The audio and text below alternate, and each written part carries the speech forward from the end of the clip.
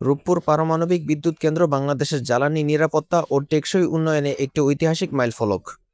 পাবনা জেলার ঈশ্বরদী উপজেলার পদ্মা নদীর তীরে অবস্থিত এই প্রকল্পটি দেশের প্রথম পারমাণবিক বিদ্যুৎ কেন্দ্র, যা বাংলাদেশকে বিশ্বের ৩৩তম পারমাণবিক শক্তি ব্যবহারকারী দেশের অভিজাত ক্লাবে অন্তর্ভুক্ত করেছে।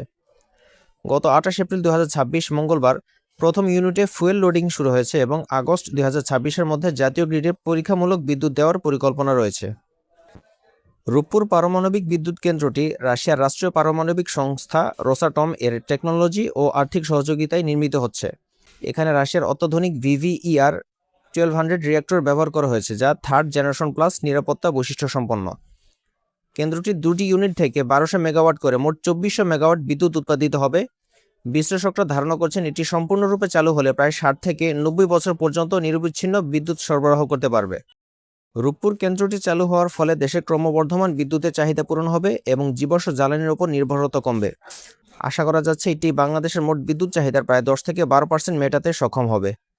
পারমাণবিক বিদ্যুৎ কেন্দ্র থেকে কোনো কার্বন নির্গমন হয় না, যা বৈশ্বিক জলবায়ু পরিবর্তন মোকাবেলায় বাংলাদেশের অঙ্গীকার বাস্তবায়নে সহায়ক হবে।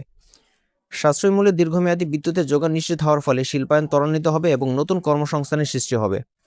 এই প্রকল্পের মাধ্যমে বাংলাদেশের প্রকৌশলী ও বিজ্ঞানীদের জন্য উচ্চতর প্রযুক্তির জ্ঞান অর্জনের পথ উন্মোচিত হয়েছে। সবশেষে বলা যায়, রূপপুর পারমাণবিক বিদ্যুৎ কেন্দ্র কেবল একটি অবকাঠামো নয়, এটি বাংলাদেশের উন্নয়নশীল দেশ থেকে উন্নত রাষ্ট্রের রূপান্তরের এক শক্তিশালী প্রতীক।